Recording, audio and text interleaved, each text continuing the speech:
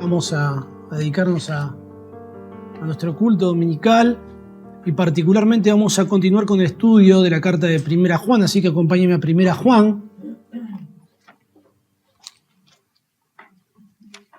capítulo 2.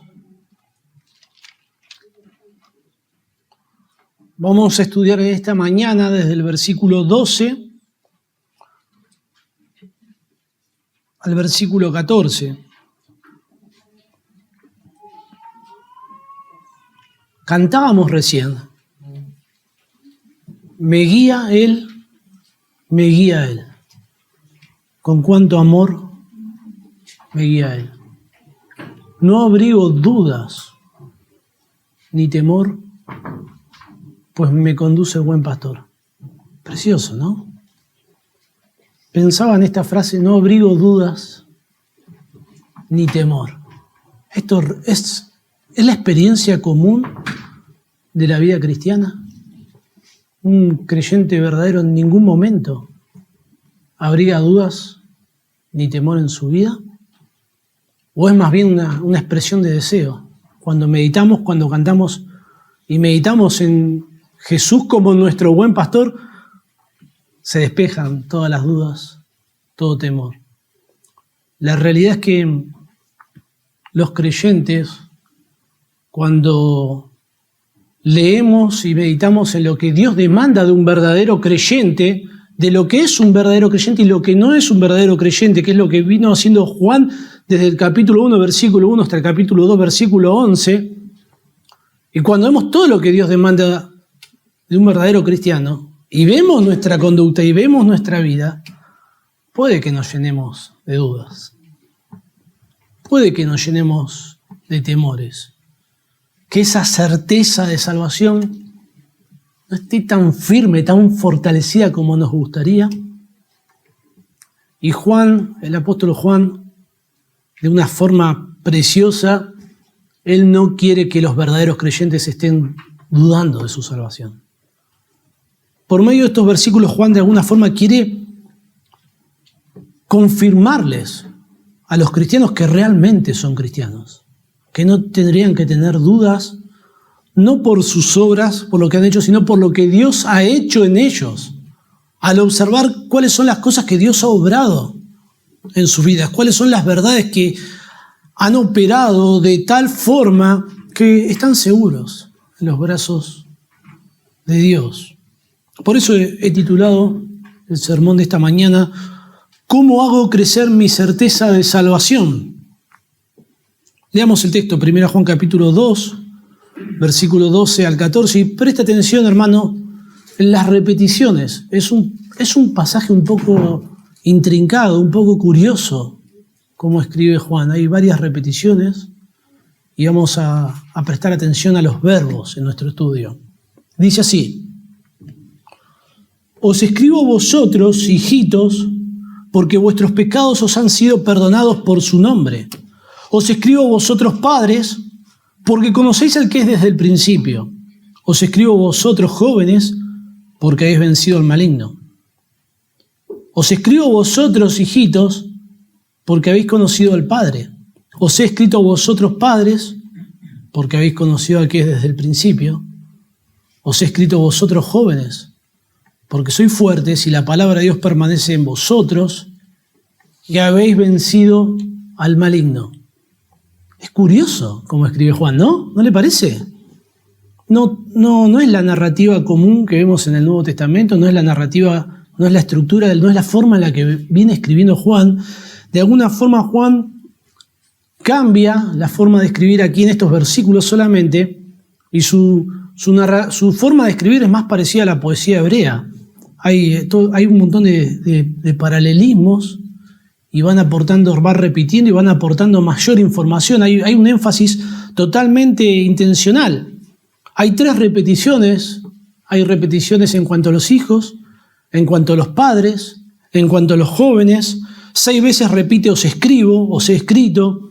6 veces repite por qué, o también se podría traducir como qué. Y hay un montón ahí de verbos, un montón de verbos perfectos. Vamos a ver qué significa que es un verbo perfecto más adelante. y todo esto lo organiza en 2 estrofas. Una estrofa comienza hablando de los hijos, los padres, los jóvenes. La segunda estrofa de vuelta repite los hijos, los padres, los jóvenes, y repite conceptos similares, en ocasiones aportando un poco más de información. Yo, perdón, no quiero aburrirlo, de pronto es un poco técnico esto, no sé si usted lo pudo discernir en el texto, pero escribe de una manera diferente Juan aquí, y eso nos debería llenar de preguntas. ¿Qué pasó acá? ¿Por qué Juan hace todas estas repeticiones tan intrincadas? Bueno, este es un recurso del lenguaje, se llama repetición retórica o paralelismo retórico. El objetivo de hacer estas repeticiones no es solamente enfatizar los puntos claves, sino que el objetivo de Juan era que de toda esta carta que se leía, hacer de este material algo memorable. Imagine que esto se leía en la congregación y por alguna razón Juan quiere que esto lo recordemos todos, que esto no pase desapercibido. Y la forma de hacerlo es usando estas repeticiones. Es difícil para nosotros, en nuestra cultura, entender que haya un material que se divulga de forma oral y que sea memorable. Yo no sé cómo es su memoria, yo no me acuerdo nada. Yo me anoto todo me lo anoto. Y si algo no me lo anoto, en mi trabajo tengo un pizarrón blanco. Si algo no me lo anoto ahí, no va a suceder. Si alguien a un cliente me debe dinero y yo no lo anoto ahí, no lo voy a cobrar más. Y si alguien me debe dinero a mí o viceversa, yo le debo dinero a alguien y no lo anoto, no me voy a acordar. Necesito ahí recordarlo todo, pero nuestra cultura es muy diferente a lo que era la cultura de aquel entonces. Nuestra cultura está más enfocada en el entretenimiento visual, pero en aquel entonces, imagínense, contar una historia era un entretenimiento. Las personas contaban historias mucho mejor de lo que lo hacemos nosotros hoy en día. A veces mi hija me pide que le cuente algo, un cuentito, algo, y le invento algo y es malísimo. Pero mi mamá me contaba buenas historias. Parece que lo vamos perdiendo con el tiempo y es algo que deberíamos ejercitar. Y Juan busca que de entre su material, por medio de esta repetición, no solo hacer un énfasis, sino que sea memorable, que esto quedara claro, permanente, fresco en la mente de sus oyentes. Todos los verbos que se describen en este texto se aplican a los destinatarios, están en tiempo perfecto, salvo 2 verbos que cuando habla de los jóvenes, sobre el final, en el versículo 14, cuando dice que sois fuertes y que la palabra de Dios permanece en vosotros. Esos verbos no están en tiempo perfecto, pero todos los demás verbos sí son los verbos principales de cada uno de estos grupos. Los verbos en tiempo perfecto pueden implicar, pero no expresan deber. No son imperativos, no son mandatos. Juan no está diciendo cuáles son las cosas que cada uno de estos grupos debe hacer. Tampoco está describiendo acciones que él quisiera que estén en un futuro en sus destinatarios. No es eso. Sino que son acciones que ya están y que estuvieron en el pasado. El tiempo perfecto es un tiempo en el griego que describe acciones que se llevaron a cabo en el pasado a tal punto que permanecen en el tiempo y tienen consecuencias en nuestro presente. No está describiendo, bueno, ustedes tienen que hacer esto. No, ustedes ya hicieron esto y esto aún permanece en sus vidas. Eso es lo que describe el tiempo perfecto. Juan está recordándoles a ellos estas acciones. No está diciéndole, ustedes deben hacer esto. Ustedes ya lo hicieron. Esto ya es una realidad en sus vidas. Y estas acciones que describe Juan solo son aplicables a verdaderos creyentes. Son los creyentes quienes han sido perdonados. Son los creyentes quienes conocen a Dios. Son los creyentes quienes han vencido al maligno. Juan quiere que los creyentes sepamos que somos creyentes. ¿Por qué? ¿Por qué Juan hace esta pausa con esta estructura para recordar a aquellos que verdaderamente eran creyentes, que sí lo eran? Estos versículos, algunos los consideran como una bisagra, son como una pausa entre todo lo que Juan enseñó anteriormente y lo que va a enseñar ahora a continuación. A continuación Juan va a comenzar con sus primeros imperativos. No améis al mundo ni las cosas que están en el mundo. Si alguno ama al mundo, el amor del Padre no está en él. Y continúa. Y va a ser muy duro lo que va a decir. Pero también Juan dijo cosas muy duras en el resto de la carta. Tenga en cuenta que la iglesia en Éfeso era una iglesia que estaba siendo partida, estaba sufriendo una división de alguna manera. En el capítulo 2, el versículo 19, describe un grupo de la siguiente manera: salieron de nosotros, pero no eran de nosotros. Había personas en la iglesia, dentro de la congregación, que no eran verdaderos creyentes y habían abrazado el error, habían abrazado falsas doctrinas, y todo esto había generado una conducta que no era la conducta, no era digna del Evangelio, no era una conducta cristiana, no era fruto de la salvación, era todo lo contrario. Eran licenciosos en cuanto a su propio pecado, no amaban al prójimo, eran orgullosos, se consideraban como una clase de élite espiritual, como una especie de iluminados.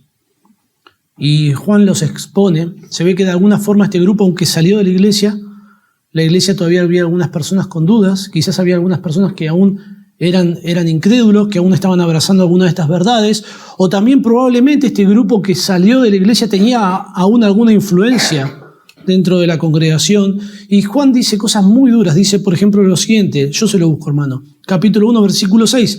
Si decimos que tenemos comunión con Él y andamos en tiniebla, mentimos.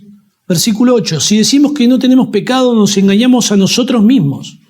Capítulo 2, versículo 4. El que dice yo le conozco, pero no guarda sus mandamientos, es un mentiroso. Capítulo 2, versículo 11 dice, el que aborrece a su hermano está en tinieblas. Imagínese usted recibir esta carta del pastor de su iglesia. Y uno, al escuchar todo esto de su pastor, siendo creyente, uno podría pensar, ¿esto es lo que vos pensás, Juan, de nosotros? ¿Esto es lo que pensás de nosotros los creyentes? Que andamos en tinieblas, que mentimos, que estamos engañados. Bueno, Juan quiere sacudir la estantería un poco, como diríamos nosotros. De alguna forma quiere mover un poco los principios, las bases en las que cada uno se pueda apoyar para que pueda ser evidente, para que cada uno se pueda examinar.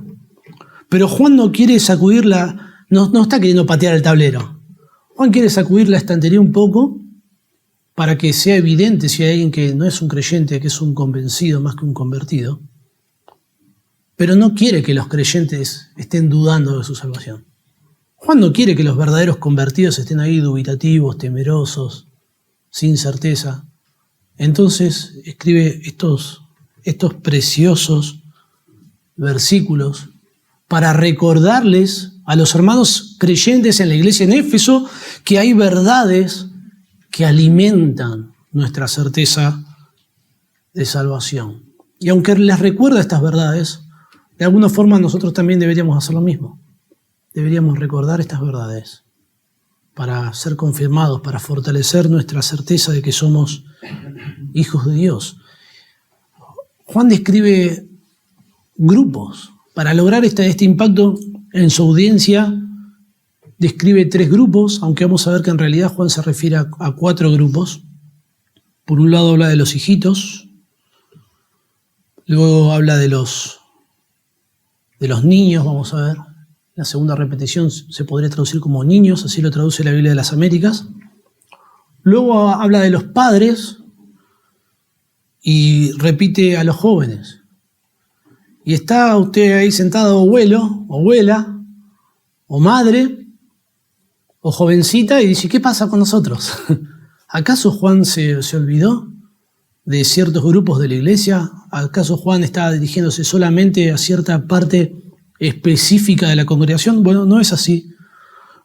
No debemos entender estos grupos de forma literal. Usted no conoce a Dios por ser un niño. No todos los niños conocen a Dios. Usted no conoce a Dios con mayor profundidad como el que es desde el principio cuando usted se convierte en padre. Imagínense lo que sería, ¿no? Nace su hijo y usted tiene un conocimiento más elevado de Dios. Para nada. ese no es el objetivo de Juan, sino que Juan está utilizando estos términos, estos grupos de forma metafórica. Juan describe las etapas del crecimiento, ¿no? Un bebé nace, se convierte en un niño, se convierte en padre, se convierte en joven, luego se convierte en padre. Vamos a ver por qué no usa un orden natural más adelante. Pero Juan usa estas etapas del crecimiento para describir de forma metafórica cómo los creyentes, a medida que pasa el tiempo, maduramos.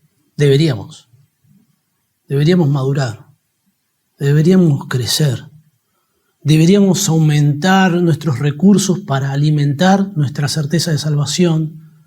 Y es claro que cuando alguien es más maduro espiritualmente, ha pasado más tiempo meditando y aplicando las Escrituras a su vida, es más firme, tiene más certeza, tiene más convicciones, tiene más recursos para alimentar su fe.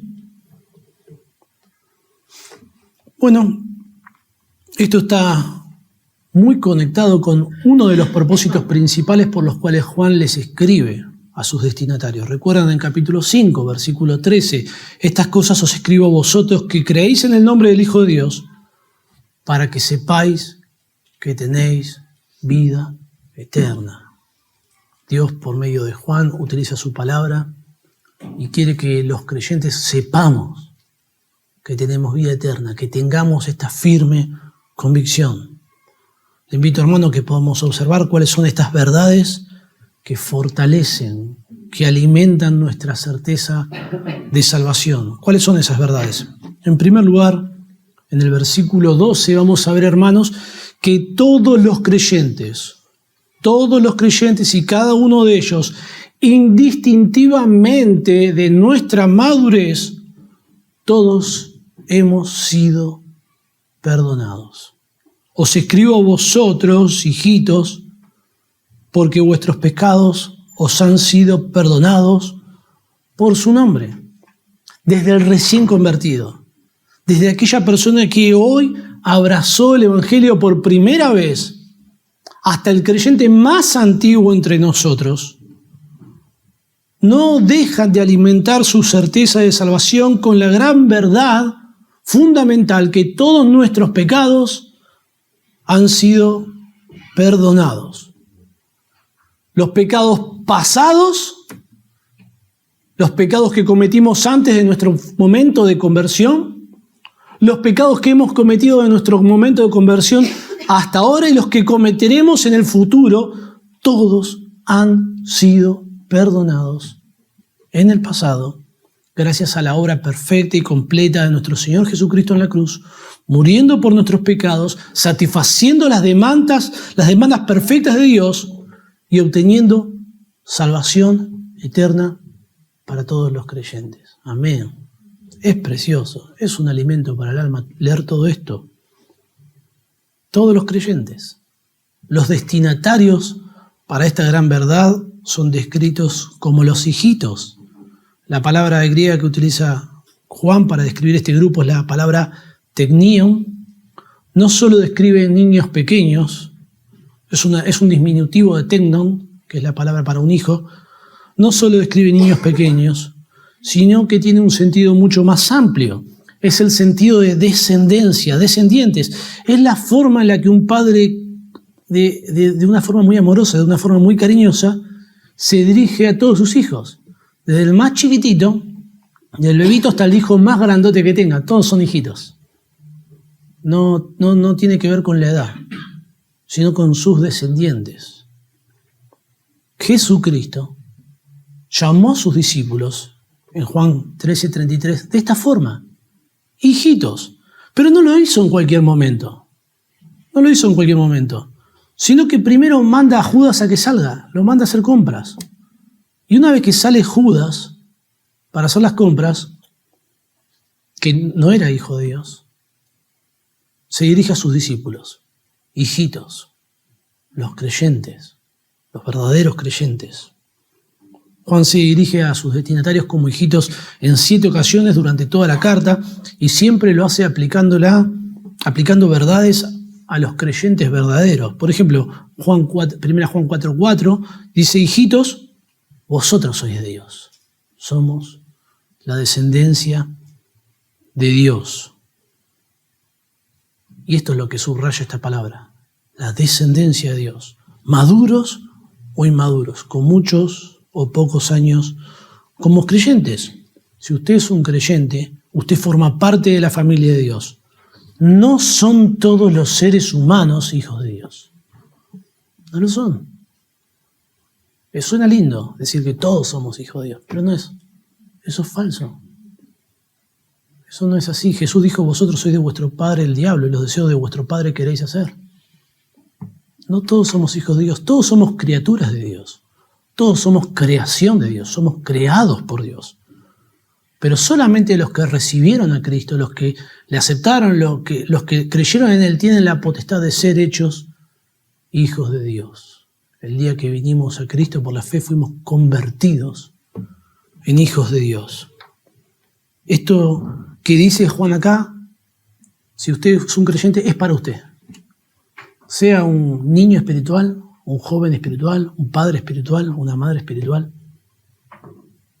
Todos hemos sido perdonados por su nombre. Esta es la verdad que fortalece nuestra fe, porque vuestros pecados han sido perdonados por su nombre. Es una verdad central del Evangelio. Es lo que ofrece Jesús a las personas que fueron a Él arrepentidas. En Mateo capítulo 9, versículo 2, cuando trajeron al paralítico, Jesús le dijo, ten ánimo, ten confianza, tus pecados te son perdonados.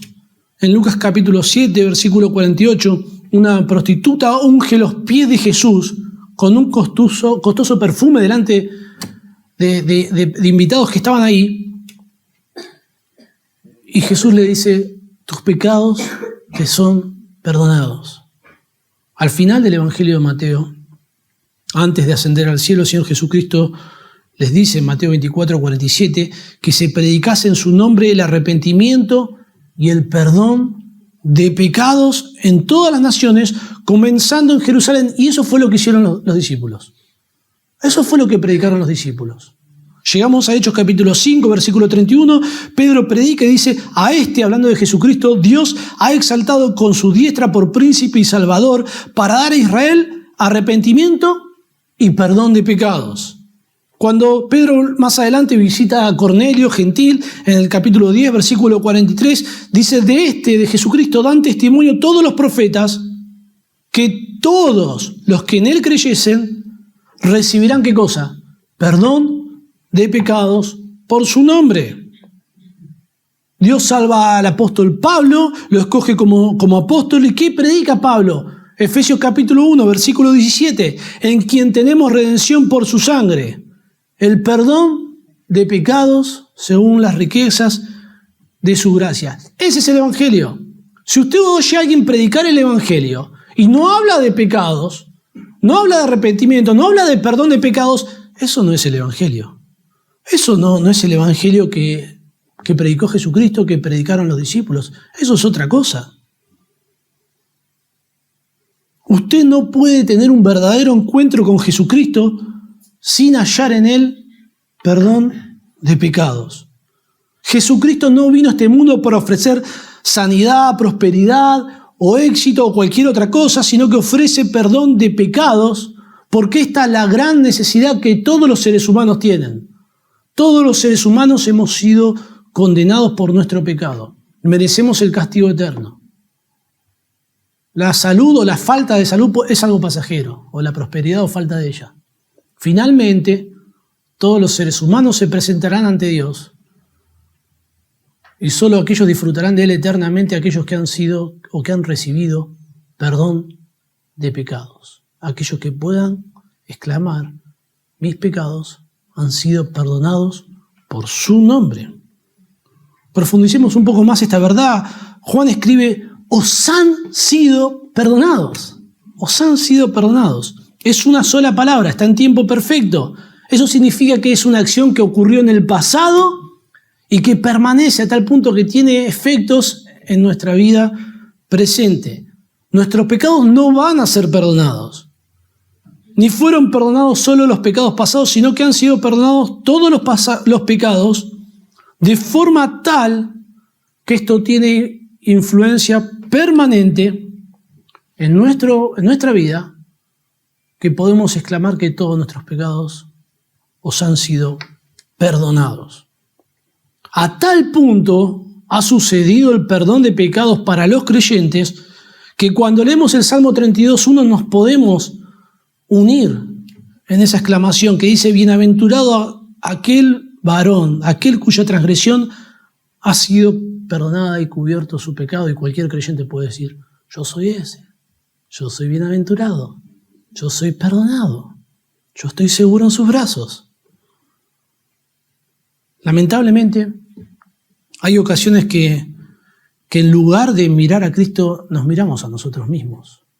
Vemos nuestra maldad, nuestro pecado, nuestra miseria, nuestra impotencia. Quisiéramos ser perfectos hijos de Dios, plenamente fieles a Dios. Es la ambición, es el deseo santo de cualquier creyente. Pero no lo somos. Aún hay un pecado permanente, aún hay una lucha en nuestro corazón y dudamos de esta gran verdad. Nos preguntamos cómo Dios puede perdonarme. Si peco, hago las mismas macanas una y otra vez y no paro de hacerlo. ¿Cómo Dios puede perdonarme? Y lo que debemos hacer es dejar de mirar a nosotros y mirar a Cristo. Porque Juan escribe y dice que nuestros pecados os han sido perdonados. ¿Y qué dice? Por su nombre. No fueron perdonados por mi nombre, sino como traduce la Nueva Versión Internacional, por el nombre de Cristo. No depende de mí. No hay nada que podamos ver nosotros en nosotros mismos para buscar certeza. Si usted quiere buscar certeza, no la busquen usted. Va a encontrar dudas. La única forma que podemos hallar certeza para nuestra salvación es en Cristo, en su perdón, en el perdón que Él ha obtenido para nosotros. Cuando algo en las Escrituras es hecho por su nombre, significa que es hecho por Dios, de Dios y para Dios. Esto significa que es para que Dios sea exaltado, para que Dios sea glorificado. Si los pecados fueran perdonados por mi nombre, por mis méritos, ¿en qué exalta eso a Dios? Si Dios me perdona porque yo soy un buen tipo, esos son mis méritos. Pero somos perdonados en los méritos de Cristo, para que toda la gloria, para que toda la honra solo le pertenezca a Él. Dios hace todo, absolutamente todo, y cada una de sus obras son llevadas a cabo para la gloria de su nombre, por amor a su nombre. Isaías 43:25 dice así: yo soy el que borro tus rebeliones por amor de mí mismo, y no me acordaré de tu pecado. Dios borra las rebeliones por amor de sí mismo. Salmo 25:11. Por amor de tu nombre, oh Jehová, perdonarás también mi pecado, que es grande. Por amor de tu nombre. Salmo 79:9. Ayúdanos, oh Dios de nuestra salvación, por la gloria de tu nombre, y líbranos y perdona nuestros pecados por amor de tu nombre. Salmo 106:8. Pero Él los salvó por amor de su nombre, para hacer notorio su poder.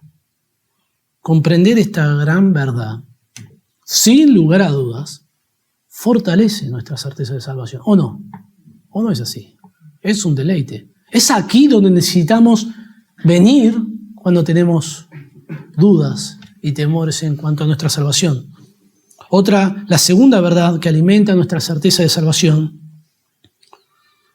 la vamos a ver en el versículo 13c. Como usted vio en el texto, se repiten. Se habla a los hijos 2 veces, a los padres 2 veces, a los jóvenes 2 veces. Entonces, como esto es una estructura que hizo Juan para que sea memorable, la forma correcta de estudiarlo es unir estos paralelos para poder ir desarrollándolos. En segundo lugar, en el versículo 13c vamos a ver que los creyentes, desde que somos recién convertidos, podemos fortalecer nuestra certeza de fe entendiendo que conocemos a Dios. Desde que somos recién convertidos. Os escribo a vosotros, hijitos, porque habéis conocido al Padre. Desde ese primer instante que usted abrazó el Evangelio, usted puede encontrar seguridad, fe, certeza, exclamando que ha conocido a Dios como su Padre. Los destinatarios de esta verdad son todos los creyentes. Cada una de las verdades son verdades para todos los creyentes, pero Juan la aplica a un grupo para ir describiendo cómo se va madurando en esta certeza de fe.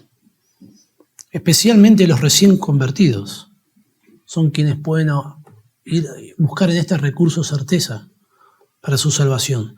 La palabra hijitos del versículo 13 no es la misma palabra que se utiliza en el versículo 12. El versículo 12, recuerden, era para hablar de descendencia, independientemente de la edad. Sin embargo, esta palabra griega se refiere a la edad, describe un niño pequeño.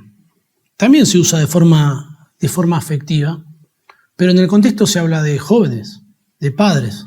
Lo más lógico es pensar de que acá se está refiriendo en ese sentido a un niño, es lo más natural. En Mateo capítulo 2, versículo 11, cuando los magos ven a Jesús, lo describe Mateo como que vieron a un niño. Dice, al entrar en la casa vieron al niño. Era un bebé, era un recién nacido. Eso era un niño. En Mateo 18, capítulo 2, Jesús, para enseñar a sus discípulos que todos los creyentes debemos ser como niños, en cuanto que debemos ser dependientes. De un niño no puede ir a ningún lado.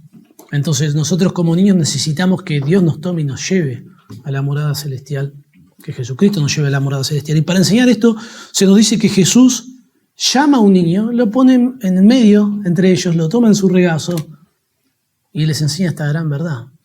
Así que imaginen que no describe acá ya un bebé no va a ningún lado si uno lo llama, pero sí un niño pequeño. Ahora aplicándolo esto a la madurez, esta palabra describe la etapa inicial de alguien que es recién convertido. Cuando usted se convirtió en cristiano, hay muchas verdades, hay muchas cosas como usted vino al Señor que usted no entendía, que usted no conocía, porque toman tiempo, como todo. Cualquier conocimiento que usted quiera asimilar a su vida, de lo que sea, va a tomar tiempo. Lo mismo sucede con las cosas de Dios. Lleva tiempo meditarlas, conocerlas, estudiarlas, leerlas, aprenderlas. Y eso no es algo que viene de un día para el otro. Y aunque hay ignorancia en relación a muchos temas, y se necesita de cuidado y de guía espiritual, y esto no es algo que tenga que ver con su edad terrenal. No tiene que ver, no importa si usted conoció a Dios de grande, o como padre, o como joven. Necesita cuidado espiritual, necesita de instrucción, necesita que de alguna forma se le sostenga, pero sin lugar a dudas, desde ese momento, usted puede abrazar la verdad de que ha conocido a Dios como su Padre. Juan, por medio de esta metáfora, nos introduce esta verdad. Dice, habéis conocido al Padre. El conocimiento que puede tener un niño es pobre, es básico, pero es suficiente para comenzar a alimentar su certeza de fe de que es un hijo de Dios y que ha conocido a Dios como su Padre. Todas las personas, cuando vienen a Cristo, se transforman en hijos de Dios. En Juan 14:6, Jesús dice, yo soy el camino, la verdad y la vida. Nadie viene al Padre sino por mí. Por medio de la fe en Jesucristo entramos en esta relación salvadora con el Padre y encontramos seguridad eterna. Nadie las puede arrebatar de la mano de mi Padre. No hay mayor expresión de pertenencia y amor de parte de Dios que del hecho que seamos llamados hijos de Dios.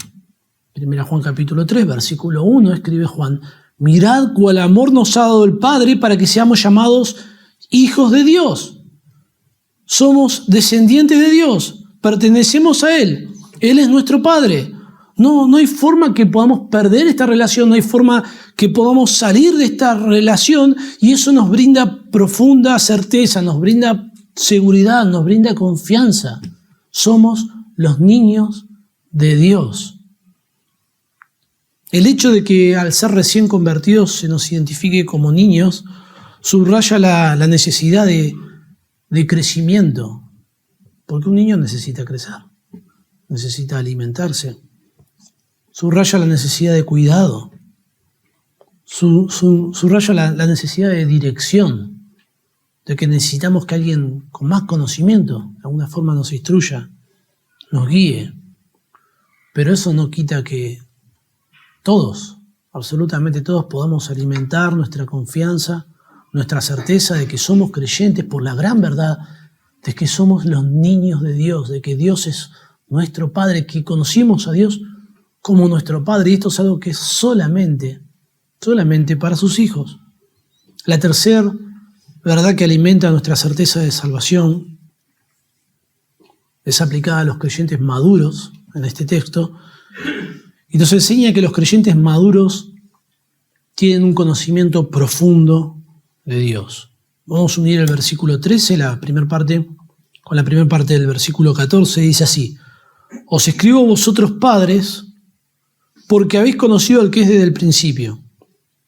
Os he escrito vosotros padres, porque habéis conocido al que es desde el principio. Se repite tal cual todo, no agrega más información, sino que repite la misma información. Las verdades que las Escrituras presentan, sobre todo en relación a la teología propia, son realmente profundas. Y es natural que tome tiempo aprenderlas. Cualquier conocimiento que usted quiera incorporar, por más sencillo que sea, toma tiempo, ¿no?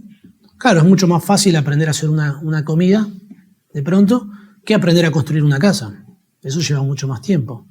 Bueno, imagínense conocer las profundidades de Dios. ¿Cuánto tiempo puede tomar? Nadie puede decir que ya las ha conocido todas, bajo ningún punto de vista. Pero sin lugar a dudas, a medida que más tiempo pasamos en este mundo como creyentes, caminando con el Señor, escuchando la palabra de Dios, aplicándola a nuestra vida, tenemos mayores recursos para alimentar nuestra certeza de salvación. Y sin lugar a duda, aquellos padres en la iglesia, padres espirituales, tienen mayor conocimiento en cuanto a Dios. Se los describe como padres. Literalmente esta palabra habla de padres. Juan lo usa de forma metafórica, ¿no? Usted, el día que se convirtió en padre, no pasó un milagro que su conocimiento de Dios fue expandido. No fue así. Sino que lo que quiere describir Juan es aquellos que son más maduros en una congregación espiritualmente. Aquellos que nos aventajan, no solamente en un conocimiento teológico, sino que llevan más tiempo caminando con el Señor, a tal punto que se han transformado en un ejemplo para nosotros. Este mismo término aparece en Hechos capítulo 7, versículo 2, para describir a hombres maduros en un grupo. Esteban, antes de ser apedreado, predica el Evangelio y se dirige a sus oyentes de la siguiente forma: varones hermanos y padres, oíd. Esteban no está haciendo una distinción entre los que no tienen hijos y los que lo tienen, no tiene ningún sentido de eso. Los padres se consideraban a los líderes religiosos de aquel entonces. Era un término que no solamente expresaba cariño, sino también respeto. Lo mismo hace Pablo en Hechos capítulo 22, versículo 1, los llama varones hermanos y padres. Todos los que estaban ahí presentes y los líderes de ese grupo. Es un título de respeto. Ahora, ¿por qué hay verdades que alimentan la certeza de fe a los más maduros y no a todos? ¿No? De alguna forma todos deberíamos alimentar nuestra certeza de salvación con cada una de estas verdades, pero es lo más natural, ¿no? Aquellos más maduros tienen mayor tiempo, más tiempo meditando estas cosas, más experiencia. Y la declaración que alimenta este principio, que alimenta la certeza de fe, dice: conocéis al que es desde el principio. Conocéis describe más que un conocimiento intelectual. Incluye la experiencia, la percepción de las cosas tales como son. Incluye la investigación, la verificación y la observación objetiva. Por ello describe un conocimiento más completo, más maduro, más profundo. Los padres han asimilado un profundo conocimiento de Dios. Este conocimiento profundo Juan lo describe de la siguiente forma: conocéis al que es desde el principio. nadie dudaba en aquel entonces que el Padre existía desde el principio. Nadie. No. Si lo tomamos como una referencia al Padre, era como una referencia obvia. Incluso aquellos que salieron de en medio de ellos probablemente no dudaban de que el Padre era desde el principio. En Génesis capítulo 1, versículo 1, usted quiere leer la Biblia por primera vez, erróneamente así fue como hice yo, empecé por Génesis 1:1 y nos llenamos de confusión, pero sin lugar a dudas reconocemos esta frase porque comienza diciendo, en el principio creó Dios los cielos y la tierra. Es una referencia a Dios. El Salmo 10:25 dice, desde el principio tú fundaste la tierra. Era una verdad que no estaba en discusión. No había discusión de que el Padre estaba desde el principio. Lo que sí había dudas, lo que sí había controversia y sí habían discusiones era en cuanto a Cristo. Era en cuanto a la deidad de Cristo. Era en cuanto a la preexistencia de Cristo. Y esto sí causaba división en ese entonces. Las ideas del gnosticismo, que aunque no era como el comienzo del gnosticismo, estaban impregnadas en muchas filosofías, en muchas religiones, y se estaban haciendo presentes en aquel entonces, y ellos negaban la deidad de Cristo de alguna forma, y negaban su preexistencia. Y Juan afirma esta verdad, porque en su evangelio, en el capítulo 1, versículo 1, dice que en el principio era el Verbo, y el Verbo estaba con Dios, y el Verbo era Dios. Este era en el principio con Dios, y en el versículo 14 dice que aquel Verbo fue hecho carne y habitó entre nosotros. ¿Cuándo el Verbo fue hecho carne y habitó entre nosotros?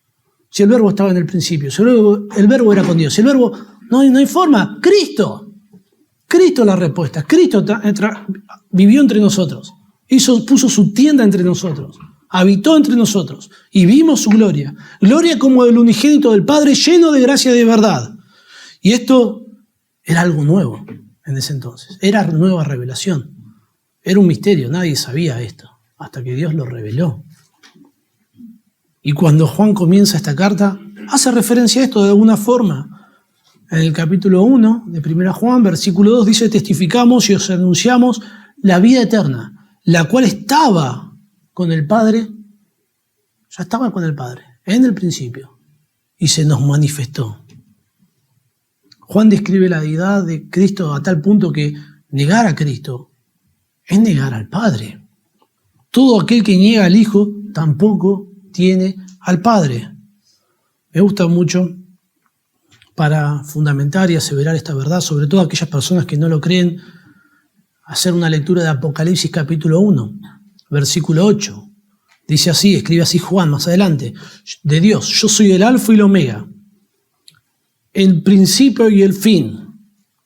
¿Quién dice esto? Dice el Señor, Señor con mayúscula, el que es el que era y el que ha de venir, el Todopoderoso, Dios mismo. Sigue escribiendo en el capítulo 2, versículo 8, y escribe el ángel de la iglesia en Esmirna. Y dice así, el primero y el postrero, el que estuvo muerto y vivió. ¿Cuándo Dios estuvo muerto y vivió? Es que Jesucristo estaba en el principio con Dios. Jesucristo es Dios. Es el Señor. Es el Todopoderoso. Dios se hizo carne. Habitó entre nosotros. Vivió la vida perfecta que nosotros no pudimos vivir. Cargó nuestros pecados muriendo por ellos en la cruz y ofreciendo vida eterna a todos aquellos que venimos a Él arrepentidos. Quienes han meditado en estas verdades de la palabra de Dios tienen un conocimiento profundo. Particularmente Juan señala esta gran verdad, que Dios es desde el principio y que Jesucristo también. También algunos salieron de la iglesia en Éfeso por rechazar estas verdades. Pero los creyentes maduros se aferraron a estas verdades con tal vehemencia que no fueron arrastrados por el error. Un ejemplo sobre cómo el conocimiento de Dios toma tiempo y se amplifica en el desarrollo de nuestra fe en relación a las circunstancias adversas de la vida es el ejemplo de Job. Job conocía a Dios, era un hombre temeroso de Dios, era apartado del mal. Job conocía a Dios. Pero Dios también conocía a Job. Al punto que le dice a Satanás en Job 1:8, ¿no has considerado a mi siervo Job? No hay otro como él en la tierra. Varón perfecto, recto, temeroso de Dios y apartado del mal. Yo quiero ser como Job. Todos quisiéramos ser como Job. Que Dios hable así de nosotros. Evidentemente Job tenía un conocimiento de Dios. Aún así, este conocimiento que Job tenía de Dios necesitaba mayor profundidad. Necesitaba crecer en su conocimiento de Dios. Dios dirige todo para que Job pase por un tiempo de sufrimiento y luego de un tiempo, pasando este sufrimiento y de ser confrontado por Dios mismo, Job exclama lo siguiente en el capítulo 42, versículo 3. Yo hablaba cosas que no entendía, cosas demasiado maravillosas para mí, que yo no comprendía. El versículo 5 dice, de oídas te había oído, mas ahora mis ojos te ven. Por tanto, me aborrezco, me arrepiento en polvo y ceniza. Job lamentó la inmadurez con la que enfrentó el sufrimiento. Y todo esto llevó a que su conocimiento en cuanto a Dios sea amplificado, sea fortalecido. Job se transformó en alguien espiritualmente más maduro de lo que ya era. Son los creyentes más maduros aquellos que han pasado mayor tiempo en la palabra, mayor tiempo aplicándola a su vida. Son aquellos en los que la imagen de Cristo se formó con mayor nitidez, dejando un ejemplo para nosotros. Esta debe ser la meta de todos nosotros como creyentes. De alguna forma transformarnos metafóricamente en padres espirituales. Dirigirse a los creyentes más maduros de la congregación como padres implica un llamamiento a entrenar y a guiar a otros en la vida cristiana. Es una responsabilidad, tener mayor conocimiento es una responsabilidad. No conocemos en mayor profundidad a Dios para ahí andar comparándonos y, mirá, yo conozco más que vos y llenarnos de orgullo y qué sabio soy y ganar cualquier discusión teológica y no es para eso. Es para instruir a los más jóvenes espiritualmente. Es para bendecir a otros. Porque en algún momento nosotros éramos también ignorantes y necesitamos de mayor instrucción. Hay algo que es raro en todo esto. Es raro que Juan ponga a los padres entre los niños y los jóvenes. Yo lo hubiera escrito diferente, claro. Mi palabra no es inspirada. Uno pensaría que lo más lógico sería primero escribir a los niños, después hablar a los jóvenes y por último a los padres. Pero, bueno, Juan pone a los padres de forma central, como que no está escribiendo de una forma que exprese el progreso, si bien está implícito al describir estos grupos, sino que lo pone ahí en el medio y es una incógnita. Y la verdad, hermanos, busqué mucha información sobre esto, a ver si alguien podía ayudarme con esto y no encontré mucha información al respecto, no encontré casi nada al respecto de este tema.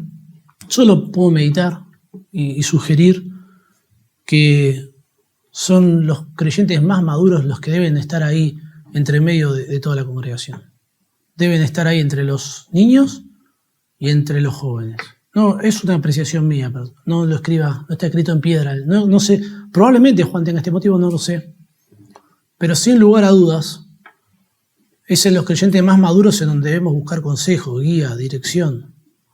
Lamentablemente, muchas iglesias se han formado o han establecido su base en los jóvenes, y son los jóvenes los que guían la iglesia para donde les parece, y se habla como los jóvenes como de forma central en una iglesia.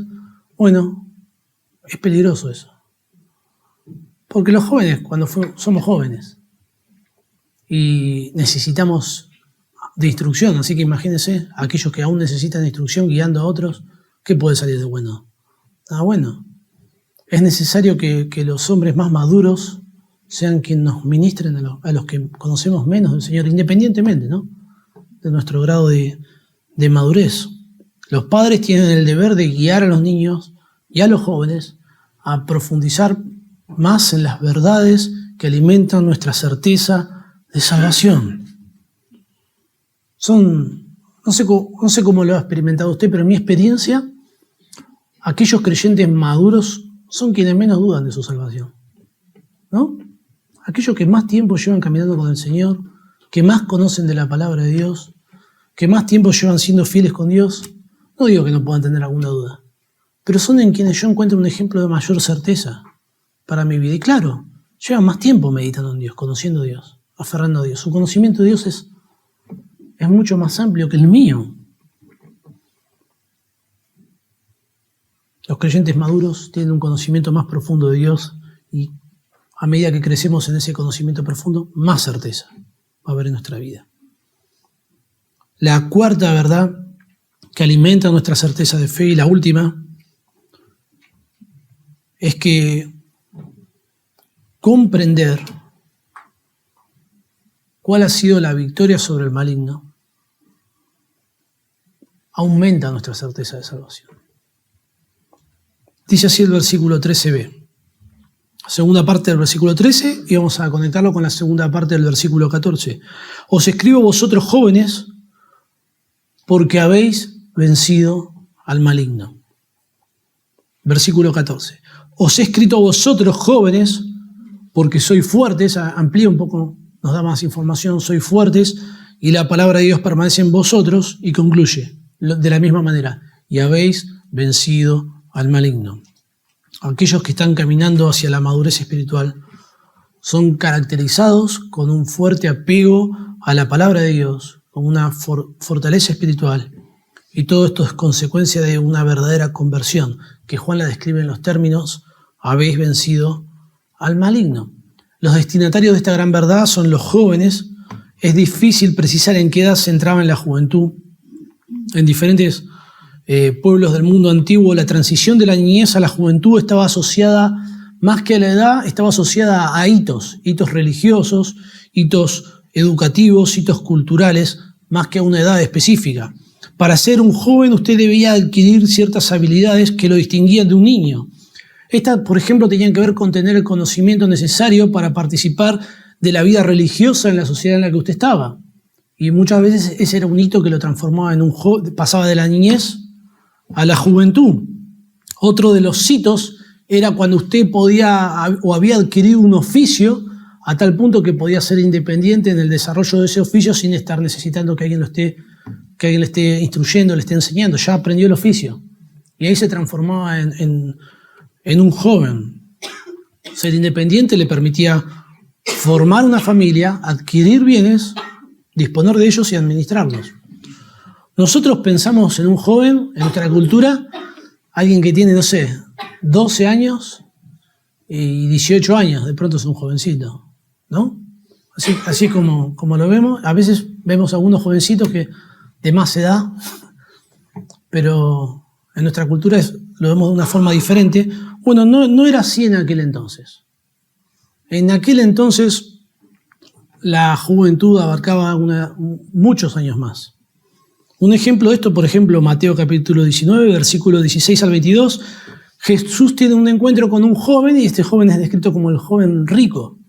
Así que es descrito como alguien que tenía edad suficiente para tener posesiones, administrarlas, ya que Jesús le dice, vende todo lo que tienes. Lo que implica que tenía derecho de propiedad. También conocía y participaba a este joven rico de la vida religiosa, ya que afirma en cuanto a los mandamientos de Dios y dice, todo esto lo he guardado desde mi juventud. También se señala que podemos implicar que podía tomar decisiones de forma independiente, sin necesidad de consultar a padres o a madres, ya que Jesús le dice, ven y sígueme. Podía tomar ahí sus propias decisiones. Otro versículo que nos ayuda a comprender que era un joven es 1 Timoteo, capítulo 4, versículo 12. Pablo le escribe a Timoteo, le dice, ninguno tenga en poco tu juventud, sino sé ejemplo de creyentes en palabra, conducta, fe, amor, pureza. Cuando se escribe 1 Timoteo, ya Timoteo había estado con Pablo alrededor de 15 años. Podríamos suponer, sin certeza, pero suponer que Timoteo salió con Pablo alrededor de los 20 años. Como lo más joven que podría llegar a ser Timoteo en esta época era 35 años. Así que yo me siento como un joven cuando leo esto en aquella cultura, y muchos más se unen conmigo. Recién Timoteo en esta altura estaría como ahí, empezando a abandonar la juventud para transformarse en un adulto. Bueno, entendiendo que Juan está tomando estos términos de forma metafórica, podemos discernir mejor esta etapa al observar cuáles son las verdades espirituales que alimentan la certeza de fe de los jóvenes, ¿no? Así que si usted viene a Cristo como un ancianito y crece y pasan los años y conoce más al Señor, se transforma en un joven espiritualmente hablando, lo cual es muy tentador, ¿no? Les dice lo siguiente: habéis vencido el maligno, sois fuertes, la palabra de Dios permanece en vosotros. Son creyentes que llevan tiempo suficiente conociendo la palabra de Dios al punto que han desarrollado cierta fortaleza espiritual, y la fuerza es lo que caracteriza literalmente a los jóvenes en las Escrituras, y aquí la fortaleza espiritual es lo que describe a un joven espiritual. ¿Y de dónde viene toda esta fortaleza? De la palabra de Dios. Dice que la palabra de Dios permanece en vosotros. Los que tienen una fe superficial, una fe que no es salvadora, se caracterizan por no permanecer en la palabra de Dios, sino de hablar más de las experiencias, de lo que han vivido. Y cuando son confrontados, en la experiencia que yo tengo cuando son confrontados y la de otros hermanos, cuando son confrontados con la palabra de Dios, no les importa mucho. Es como que, bueno, mi experiencia, no importa lo que dice la Biblia, a mí me pasó esto.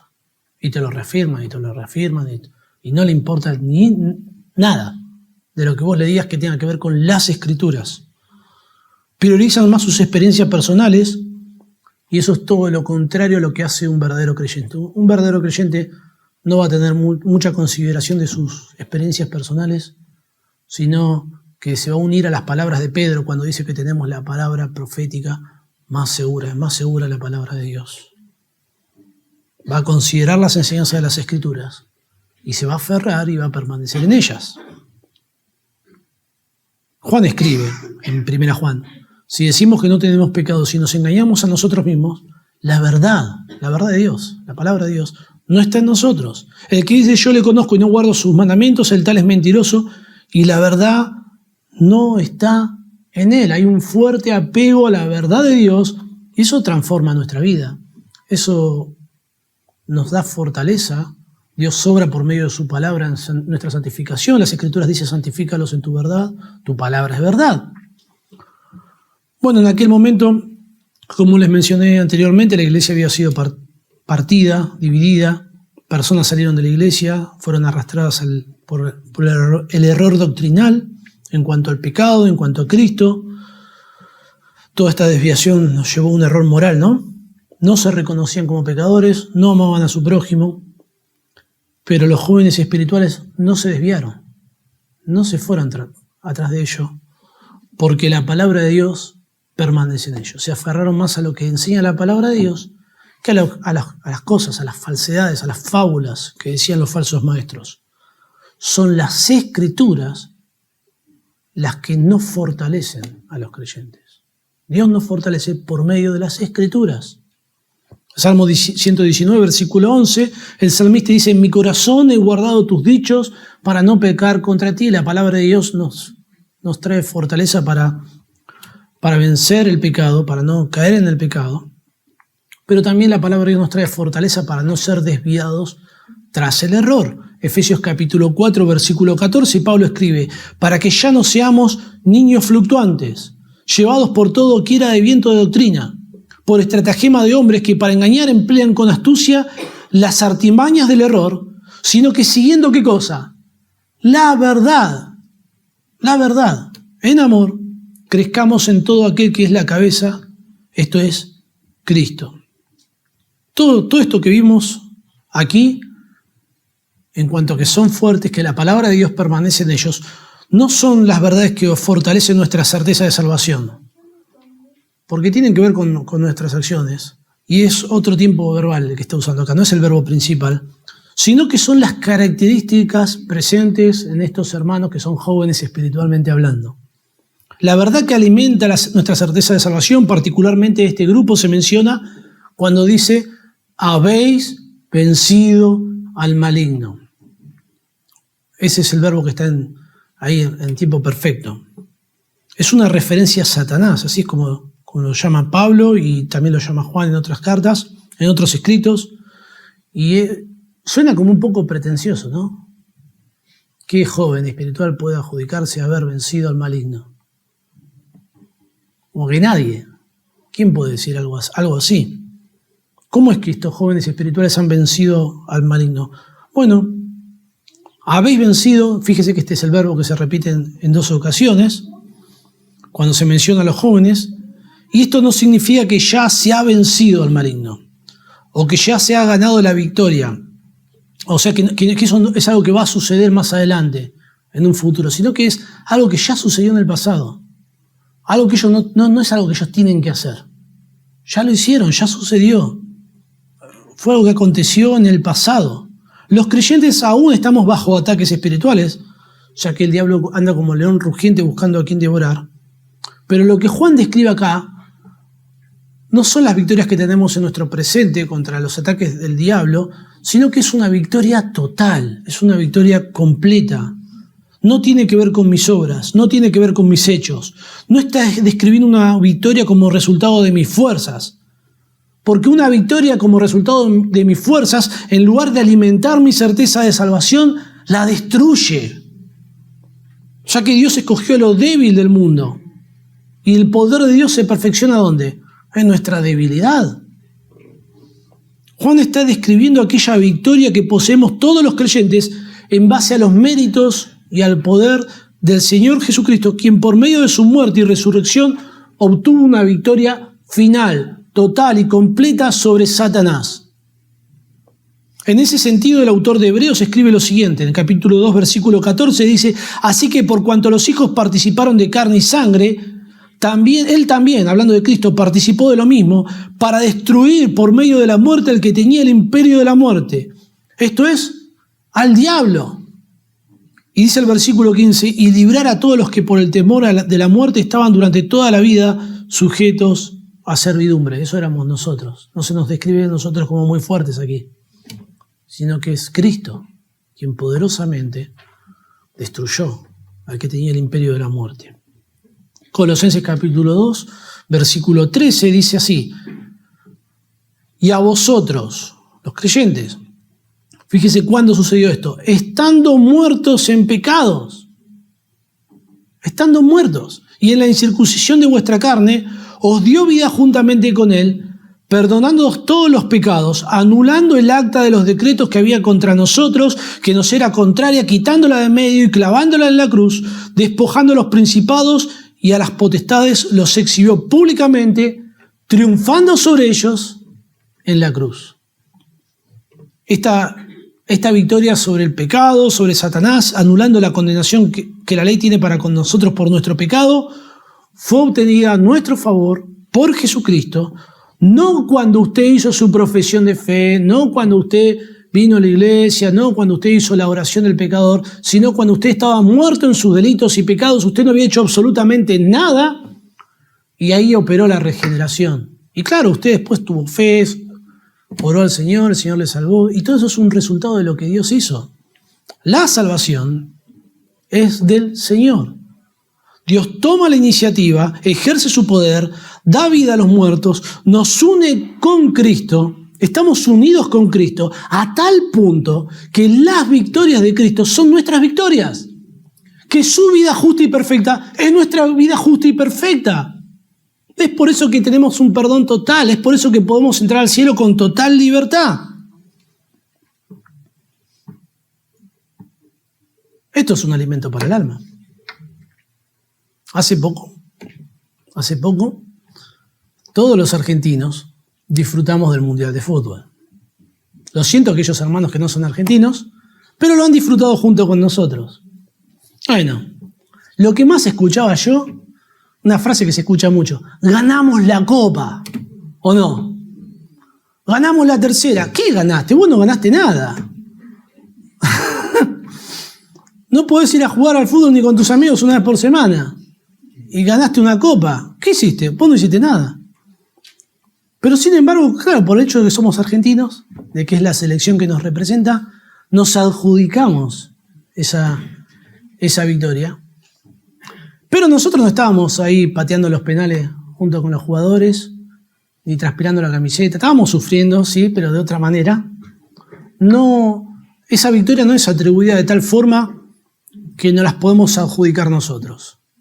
Han recibido un dinero muy suculento los jugadores por ese triunfo. ¿Cuánto recibió usted de eso? Nada. Usted no, ¿se da cuenta? Usted no ganó nada. Ellos ganaron la copa y está bien. Bueno, eso no es lo que pasa con la victoria del Señor Jesucristo. La victoria del Señor Jesucristo, estamos unidos a Cristo, se nos adjudica de tal forma que es nuestra victoria.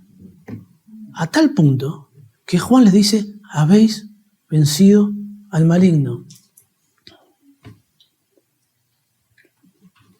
Todos los creyentes, todos, inmaduros, niñitos, jóvenes, los padres, todos necesitamos alimentar nuestra certeza de salvación con estas verdades, con el perdón de pecados, con conocer a Dios como Padre, con tener un profundo conocimiento de Dios, con tener victoria sobre el maligno, todos por igual. Algunas consideraciones finales y ya terminamos. Hablamos de que todas estas verdades alimentan nuestra certeza de salvación. Estas son verdades que deben estar presentes en todos los cristianos, y aquellos que no comprendan estas verdades o que tengan un conocimiento básico tienen un deber de esforzarse en conocerlas más, de profundizar más. Y esto lo hacemos por medio de la palabra de Dios. Usted puede crecer en estas verdades escuchando sermones, leyendo libros y preguntando a otros hermanos más maduros. No vaya, uno lo que suele hacer es ir a buscar ahí en YouTube. Bueno, así no es como funciona una iglesia, porque en YouTube hay un montón de cosas espectaculares, hermosas, que son una bendición, y otras que no tanto, que confunden. Y a veces el error es muy sutil. Y de pronto un creyente más maduro le puede mostrar: fíjate eso que dice ahí, eso no está bien. Y usted es como se le ilumina la cabeza y dice: wow, no me di cuenta. Entonces es importante buscar ayuda en otros. Otra consideración que podemos hacer es que la realidad de que haya creyentes más maduros que nosotros, eso debe humillarnos. Eso debe llamarnos a la humildad y de una forma humilde buscar instrucción en ellos. Bueno, es lo que deberíamos hacer, ¿no? No entrar en una competencia absurda, a ver quién es más maduro, quién es menos maduro, sino que entre todos nos podemos ministrar mutuamente. Todos estamos en una etapa de madurez, de crecimiento espiritual, y de una forma particular la iglesia escoge líderes para poner en la iglesia. No significa que los líderes seamos los que nos sabemos absolutamente todo, pero estamos para servirles, hermanos. Y si usted tiene alguna duda con respecto a estos temas y quiere instrucción, bueno, vamos a procurar dársela. Y si no lo conocemos, si hay algo que no entendemos, buscaremos a otro que sí lo entienda, o lo guiaremos a algún hermano de la congregación para que le instruya, para que le ayude. Juan no tiene tanto en mente que nosotros podamos identificar cuál es nuestro nivel de madurez. O sea, no deberíamos salir de acá preocupados a ver qué soy entonces. ¿Soy un niño? ¿Soy un joven? ¿Soy un padre? ¿En qué grupo estoy yo? Bueno, no es tanto el objetivo de Juan ese, sino que... Porque claro, si hacemos eso caemos en un montón de comparaciones pecaminosas. Sino que el objetivo es que nosotros alimentemos nuestra fe, nuestra certeza de fe con estas verdades. Y que crezcamos, que maduremos, que nuestro objetivo sea madurar en eso. Ningún creyente debe considerarse a sí mismo como un padre en el sentido de sentirse superior a los demás, ¿no? Y andar llamándolo para ahí, ven hijo, ¿no? Yo lo cargaba ayer a un hermano, le decía, joven, era una broma. No, eso no es muy cristiano, que digamos, ¿no? Alguien puede agarrar y decir, bueno, yo acá soy un padre, ¿cuántos años sé que estoy, todo lo que conozco, todo lo que... No entendió nada, si alguien hace eso. Tener todo mayor conocimiento es más responsabilidad. Madurez implicaría que es humildad y enseñar a otros, ministrar a otros, para que todos lleguemos a la madurez.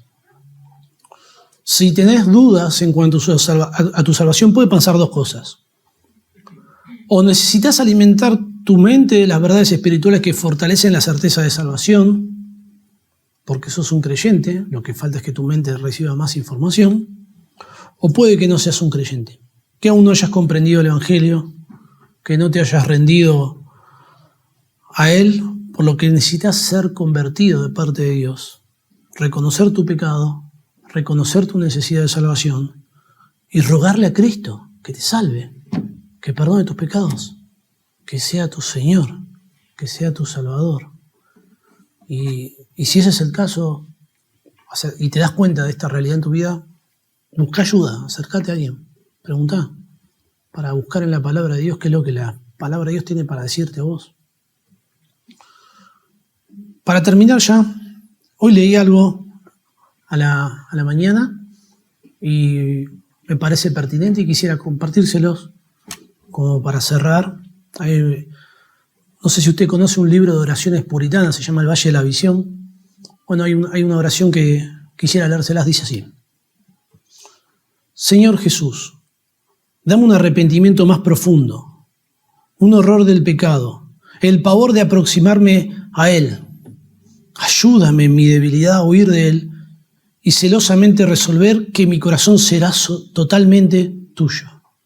Dame una confianza más profunda, para que yo pueda perderme, para encontrar en ti el lugar de mi reposo, la primavera de mi ser. Dame un conocimiento más profundo de ti mismo como Salvador, Maestro, Señor y Rey. Dame una mayor fuerza en la oración secreta, más dulzura en tu palabra, una seguridad más firme de tu verdad.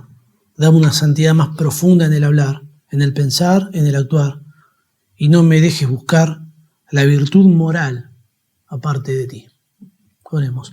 Nuestro Dios y Padre, Señor, te rogamos que por medio de estas verdades, Señor, nos des mayor certeza, mayor seguridad, mayor confianza a aquellos que somos tus hijos. Señor, entender todo esto, meditarlo, es un consuelo enorme. Señor, yo no sé cómo han llegado mis hermanos aquí, cuáles son las dudas de su corazón, pero tú las sabes todas. Tú conoces todo, tú nos conoces, Señor, y conoces nuestra necesidad, y con tu palabra, Señor, alimentas nuestra alma a tal punto, Señor, que somos saciados, Señor, que podamos, en los momentos de dudas, de temor, venir aquí, a tu palabra, a buscar en tu persona esa seguridad eterna que solo en ti se halla, Padre. Te lo rogamos en el nombre del Señor Jesús. Amén.